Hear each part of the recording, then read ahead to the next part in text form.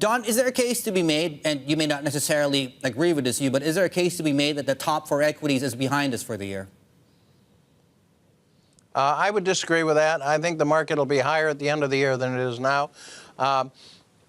We've had this gyration for February, March, and most of April, and that has brought stocks generally across the board into a range where there is upside in them. And I mean, I could see another 7 to 10% or so between now and the end of the year from where we are now. But could that be risks? When you take a look at export numbers, they seem to be easing already. Just last week, we had export numbers from China. It's weaker. We saw weaker numbers from Malaysia, the Philippines. Surely there must be some concern. Well, there is a lot of concern out there, and that's what's causing these gyrations in the stock market. But you talk about fundamentals. Yeah, that would be part of the fundamentals. Yeah, no. I think the fundamentals point to an improvement in imports by the Chinese and an improvement in exports by the United States. I think that you're going to see better numbers coming out of Europe, obviously selectively. We're investors in equities. We're not investors in indexes. And so we think that our portfolios bring together growth at a reasonable price and a little dividend.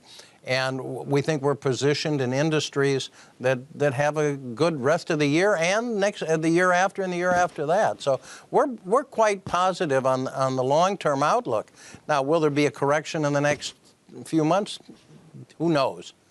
Can you specify what you like in particular? Well, in the technology field, I think that if you think you know where we're going to be in communications and transportation in the next 5 to 10 years, you better go take another look in the mirror. I think pollution abatement is a huge topic, especially in areas like China where they really need a lot of help.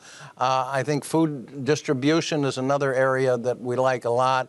And in pharmaceuticals and healthcare in general, I think we have an aging world, and there's a lot of very interesting companies that take care of elderly, and also in the pharmaceutical area. So those are the main areas we're focusing on. People have asked me about energy, and I think there's a lot of good stuff happening in energy, and I think that wind power and the others are an interesting long-term proposition, but I think natural gas is a very interesting thing to invest in right now.